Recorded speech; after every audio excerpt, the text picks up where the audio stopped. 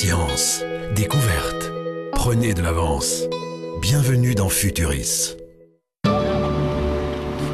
À des centaines de mètres sous la surface des océans s'étendent des mondes mystérieux que les scientifiques commencent à peine à explorer.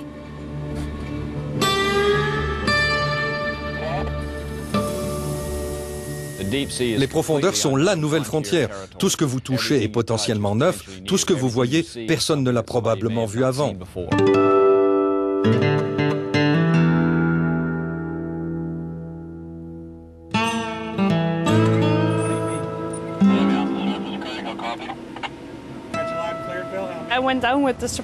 Je suis descendu avec le submersible pour aller les voir. Et c'est le noir total en bas. Sans l'éclairage du submersible, vous ne voyez rien. Et voilà ce qui, sans lumière, échappe au regard humain. Ces récifs coralliens d'eau froide, tout un écosystème qui grouille de vie. On y trouve des crustacés, des mollusques et toutes sortes d'invertébrés. Les poissons viennent s'en nourrir et sont à leur tour mangés par des poissons plus gros. La nuit est déjà bien avancée quand le Seward Johnson fait son entrée au port de Gulfport dans le Mississippi. À son bord, de nombreux spécialistes des coraux, des Américains, mais aussi des Européens. Ils sont fatigués, mais satisfaits. Nous rentrons tout juste d'une mission de 12 jours. Nous avons parcouru environ 2 ou 3 000 milles nautiques d'océan et récolté des échantillons coralliens tout le long, du sud du golfe du Mexique jusqu'au centre, grâce à un submersible et à d'autres équipements.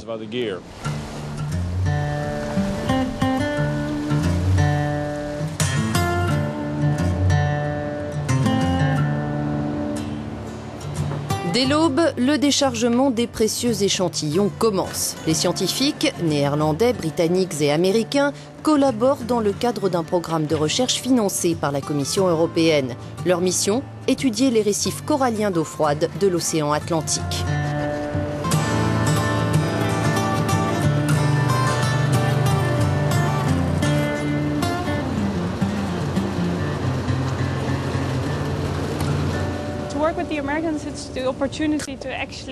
Travailler avec les Américains nous donne l'occasion d'étudier ce côté de l'Atlantique et de faire des comparaisons parce que nous pensons que ces récifs coralliens d'eau froide sont connectés, mais nous ne savons pas encore comment.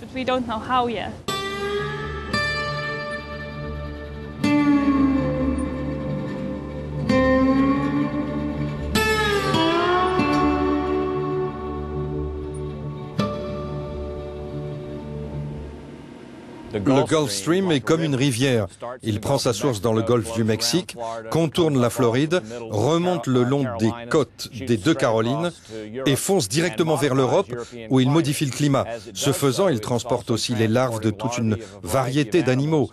Les barrières de corail au large de la Norvège, de l'Écosse et de l'Irlande sont constituées principalement des mêmes coraux dominants que l'on trouve de ce côté-ci. C'est grâce à ce submersible que l'équipe a pu s'approcher des coraux. Et si la plupart appartiennent à la même espèce, dite l'Ophelia, ils sont tous sauf identiques. Ces coraux, par exemple, ont une apparence très différente de ceux que nous avons du côté européen. Les coraux ici sont très épais, ils sont dotés de squelettes très épais, tandis que du côté européen, nous avons surtout des squelettes très fins. Donc il y a de nombreuses différences et avec ces nouvelles données, nous essayons de comprendre d'où viennent ces variations.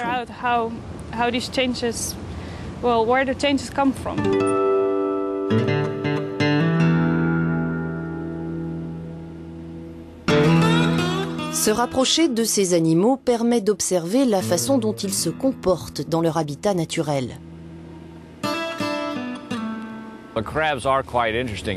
Les crabes sont très intéressants. Ils sont parmi les créatures les plus voraces du récif.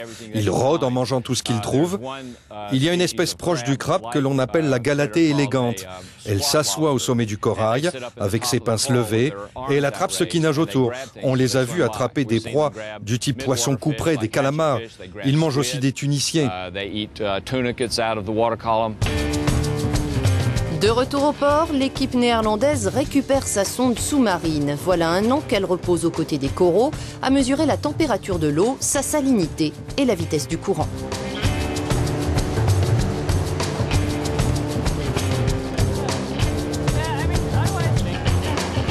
Des engins similaires sont utilisés dans les eaux européennes, de sorte que les données peuvent être comparées à paramètres constants. Ce que nous essayons de voir, c'est s'il y a des variations quotidiennes près du sol marin, mais aussi des changements saisonniers ou même annuels. Nous sommes proches de la Nouvelle-Orléans et nous savons que des ouragans passent dans cette région et on peut peut-être les repérer sur ces enregistrements.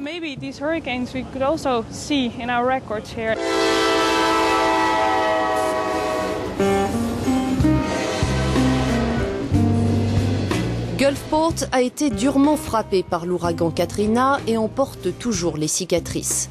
Les coraux ont une mémoire de cette tempête, mais aussi d'autres événements climatiques, dans la mesure où leurs colonies se sont développées sur des milliers d'années. Ceci est un corail noir que nous avons prélevé dans le golfe du Mexique, probablement par 500 mètres de fond. Sa valeur pour nous est qu'il s'agit d'archives chimiques. Les anneaux sont comme ceux des arbres, il s'en ajoute un chaque année et on peut analyser les particules chimiques de l'anneau et découvrir toutes sortes de choses sur l'écologie des océans, leur histoire, leur climat et ce, plusieurs milliers d'années en arrière.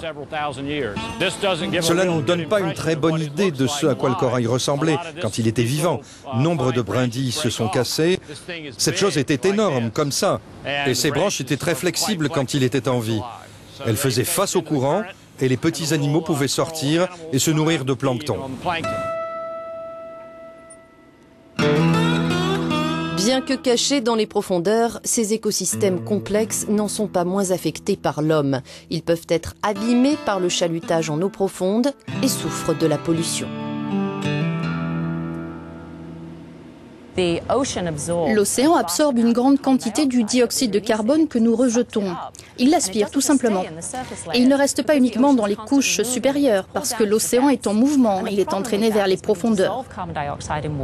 Le problème, c'est que quand le CO2 se dissout dans l'eau, elle devient acide et cette acidité dissout les squelettes des coraux qui forment ces récifs.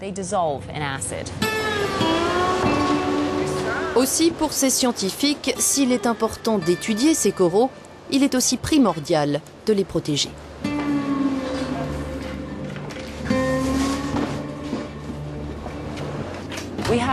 Nous avons une oasis dans le désert des profondeurs océanes et elle doit rester telle qu'elle. Nous ne connaissons pas sa valeur, donc nous devrions la protéger. Les scientifiques font le pari que des centaines d'autres colonies de coraux d'eau froide sont encore à découvrir sur le lit de l'océan Atlantique.